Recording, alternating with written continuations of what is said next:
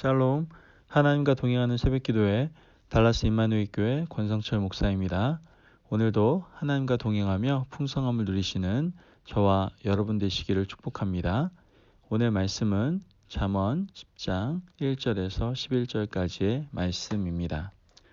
솔로몬의 잠언이라 지혜로운 아들은 아비를 기쁘게 하거니와 미련한 아들은 어미의 근심이니라. 불의의 재물은 무익하여도 공의는 죽음에서 건지느니라. 여호와께서 의인의 영혼은 줄이지 않게 하시나 악인의 소욕은 물리치시느니라. 손을 게으르게 놀리는 자는 가난하게 되고 손이 부지런한 자는 부하게 되느니라. 여름에 거두는 자는 지혜로운 아들이나 추수 때에 자는 자는 부끄러움을 끼치는 아들이니라. 의인의 머리에는 복이 임하나 악인의 입은 독을 머금었느니라. 의인을 기념할 때에는 칭찬하거니와 악인의 이름은 썩게 되느니라. 마음이 지혜로운 자는 계명을 받거니와 입이 미련한 자는 멸망하리라. 바른 길로 행하는 자는 걸음이 평안하려니와 굽은 길로 행하는 자는 드러나리라. 눈짓하는 자는 근심을 끼치고 입이 미련한 자는 멸망하느니라. 의인의 입은 생명의 샘이라도 악인의 입은 독을 머금었느니라. 아멘. 할렐루야. 하나님의 말씀입니다. 여러분, 젊은 사람들이 남자 또는 여자를 선택할 때 기준이 어떨까요? 어떤 기준으로 선택을 할 거라고 생각하십니까? 믿음 좋은 사람? 성격 좋은 사람? 어떤 사람입니까? 물론 말로는 성격 좋아야 된다고 하고 또 믿음 좋아야 된다고 하지만 세상에 많은 사람들은 그래도 잘생겨야죠. 목소리는 중저음에 멋있는 목소리를 가지고 있어야죠. 등등 여러 가지 외모 또 외형적인 모습을 많이 기준으로 삼는 걸 보게 됩니다. 또 현재 가지고 있는 물질의 가치 또한 재능들을 보는 기준으로 삼을 때도 많죠. 그러나 여러분이 정말 지혜로운 사람으로서 어떤 남자와 여자를 선택한다면 이렇게 보여지는 외형적인 부분들, 현재의 소득이나 인물이나 집안 이런 것들을 보는 것보다도 더 미래적인 가치를 훨씬 더 중요하게 봐야 될 줄을 믿습니다. 아멘. 사람의 미래적 가치를 결정하는 것은 다른 것이 아닙니다. 지금 그 사람의 현재의 성실함을 먼저 봐야 됩니다. 그 얼마나 성실한가, 또한 그가 자신의 하는 일에 최선을 다하고 있는가, 이런 모습을 보고 미래적 가치를 측정하는 것이죠. 이와 더불어 한 가지를 더 본다면 이 사람의 마음을 대변하는 말의 지혜를 보아야 됩니다. 말의 유창함이나 화려함이 아니라 정말 말 가운데 진심이 담겨져 있는지 여러분 우리는 꼭 그것을 중요한 요건으로 볼 수 있어야 된다는 것이죠. 가만히 보면 지혜롭지 않은 말을 통해서 서로의 관계가 어색해지고 분열되어지고 나뉘어지게 되고 또 화합되지 못하는 것들을 많이 보게 되거든요. 자, 오늘 본문 10장부터는 지혜자의 구체적인 덕목을 하나하나 설명하고 있는데 그중 오늘 우리가 읽은 10장은 바로 성실과 말에 대한 교훈을 하고 있는 것을 알게 됩니다. 하나님의 사람, 믿음의 사람으로서 지혜로운 사람이 되기 위해서는 먼저 성실함과 말에 대한 능력이 있어야 된다는 것이죠. 자, 먼저 성실함을 살펴보기를 원합니다. 4절과 5절 말씀을 보면 손을 게으르게 놀리는 자는 가난하게 되고 손이 부지런한 자는 부하게 되느니라. 여름에 거두는 자는 지혜로운 아들이나 추수 때에 자는 자는 부끄러움을 끼치는 아들이니라. 우리가 이 구절을 읽으면서 성실을 요구하는 것임을 단번에 우리는 알 수 있을 겁니다. 과연 이것을 지혜라고 할 수 있는가? 라는 또한 의문을 가지게 되죠. 왜냐하면 너무나 당연한 말이거든요. 여름에 땀 흘리고 수고하는 자는 성실한 사람이고 추수 때 잠자는 자는 패역하고 악한 사람이라는 것, 누구나 다 아는 말씀 아닙니까? 그런데 어떻게 이 말씀을 지혜라고 말할 수 있냐는 것이죠. 그러나 역설적으로 가장 평범한 것이 지혜고 누구나 다 알고 있는 것이 진리다라는 것을 우리는 알아야 됩니다. 우리는 어려서부터 부모와 선생님들을 통해서 가장 기본적인 것들을 배우고 익히게 되죠. 하지만 기본이 되어 있지 않을 때 우리 인생은 잘못된 길로 가게 되잖아요. 남들이 열심히 일할 때 일하지 않는 자는 지혜로운 사람이 아닙니다. 남들이 추수 때에 수고하는데 수고하지 않는 그러한 사람의 인생은 패역한 인생이고 손에 아무것도 쥔 것이 없는 인생이 될 수밖에 없습니다. 제가 운동을 참 좋아하는데요. 그래서 교회에서 지금 저희 배드민턴 선교회 하고 있지 않습니까? 그래서 이렇게 배드민턴으로 또 섬기면서 저도 함께 운동을 하고 있는데요. 이렇게 보다 보면은 운동신경이 굉장히 좋으신 분들이 계세요. 그런 분들은 기존에 배드민턴을 배우면서 운동을 하셨던 분들과 실력이 비등비등하게 게임을 하면서 이렇게 운동을 하시는 걸 보게 됩니다. 그런데 안타까운 것은 시간이 흐름에 따라서 그렇게 운동신경이 좋다고 하시는 분들은 점점점 꾸준하게 성실하게 레슨도 받아가면서 기본을 착실하게 하나하나씩 해나가셨던 분들에 비해서 실력이 이렇게 점점점 퇴보하게 되는 것을 보게 됩니다. 기초부터 하나하나씩 해나가는 그러한 성실함이 굉장히 중요하다는 것이죠. 그 성실함 속에서 실력이 하나하나 쌓이게 되는 것이고 또한 그 실력을 통해서 더 재밌게 운동을 할 수 있게 되는 것을 우리는 알게 되지 않습니까? 여러분 학생도 마찬가지입니다.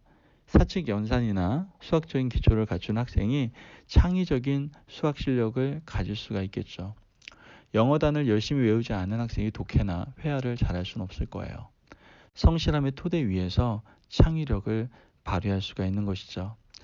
악기를 연주하는 사람도 천재성에만 기대할 수 없어요. 열심히 노력하고 땀 흘린 수고 위에 부어지는 영감이 창의적인 연주를 가능하게 하는 것이죠. 저번에 한번 영상을 통해서 발레리나의 발을 본 적이 있는데요. 그 발레리나의 발을 여러분 보신 적 있습니까? 한번 컴퓨터에서 검색해서 발레리나의 발을 한번 보시기 바랍니다. 그 발레리나의 발은요, 울퉁불퉁 굳은 살이 막 베겨져 있습니다. 그 이유가 뭘까요? 수고에 땀 흘린 그 결과물이다라는 것이죠. 그분의 열심과 성실함을 볼 수 있는 발가락이다라는 것을 우리는 알 수 있습니다. 그러므로 지혜로운 사람은 남들이 열심히 일할 때 함께 일하고 더욱 열심히 노력하는 사람이다라는 것을 우리는 반드시 알아야 된다는 거예요. 신학적인 영역으로 성실함을 적용해 보면 매일 주님의 전에 드나들면서 예배 드리는 예배의 성실함, 매일 기도의 골방에 들어가서 열심히 기도하는 그러한 기도의 성실함, 매일 말씀을 읽고 묵상하는 말씀의 성실함이 모이고 쌓여서 창의적인 영성 있는 사람이 될 수 있는 겁니다. 아주 기본적인 영적인 성실함이 없다면 어떤 어려움이 닥칠 때 그 문제를 해결할 응용력 또한 그러한 능력이 생기지 않는 것이죠. 그러므로 우리는 매일 주님 앞에 영적인 성실함을 가지고 나아가는 지혜로운 백성이 되어야 될 줄을 믿습니다. 이어서 말에 대한 지혜를 가르치고 있는데요. 사실 말은 입에 달려있는 것이 아니죠. 마음에서부터 시작됩니다. 그러므로 잠언의 기자는 마음을 먼저 강조하고 있는 걸 보게 되는데요. 8절 말씀을 보면 마음이 지혜로운 자는 계명을 받거니와 입이 미련한 자는 멸망하리라 이렇게 말합니다. 마음이 지혜로운 자는 먼저 입을 열어서 말하는 사람이 아니에요. 말이 앞서는 자는 멸망한다고 말하고 있어요. 마음이 지혜로운 자는 계명을 받는 사람입니다. 입을 여는 것은 뒤에 하고 우리 마음속 깊은 곳에 주의 말씀을 받아 채우는 일이 가장 우선순위다라는 것이죠. 여러분 말씀을 먼저 우리의 마음에 가득 채워놓으면요. 그 입에서는요. 어떤 말을 해도 진리의 말, 하나님 기뻐하시는 그런 아름다운 말만을 할 수가 있게 된다라는 것이죠. 그런데 우리의 마음을 말씀으로 채우지 못하면 우리 입에 나오는 것은 무엇입니까? 멸망시키는 말이고 사람을 저주하는 악이 나올 겁니다. 우리의 마음이 비어 있는데 거기서 나오는 말은 요란한 빈수레 같은 시끄러운 소리만 나타날 것이다라는 것이죠. 멸망하는 사람의 말에 대해서 계속해서 설명하고 있는데요. 11절 말씀을 보면 의인의 입은 생명의 샘이라도 악인의 입은 독을 머금었느니라. 여기서 의인은 의로운 행실을 하는 사람을 의미하는 것이 아니에요. 하나님의 말씀으로 마음을 가득 채운 자를 의인이라고 표현하고 있습니다.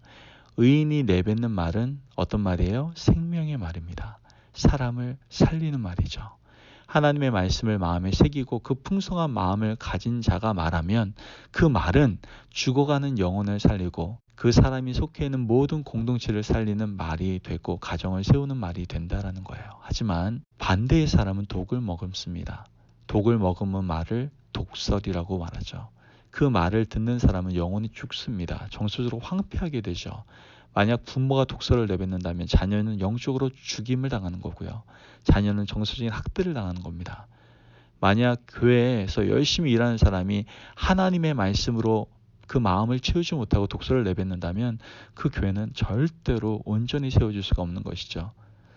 그러므로 우리 모두가 의인이 되어서, 즉 하나님의 말씀으로 우리의 마음 가운데 가득가득 채워서 우리가 하는 모든 말들이 생명의 말, 사람을 살리는 말이 되기를 주님의 이름으로 축원합니다. 아멘. 우리가 정말 지혜로운 사람이라면 말의 지혜를 가져야 됩니다. 먼저 우리의 마음을 주의 계명으로 가득 채우시기를 바랍니다. 그럴 때 우린 지혜로운 말, 선한 말, 생명을 살리는 말을 하게 될 줄을 믿습니다.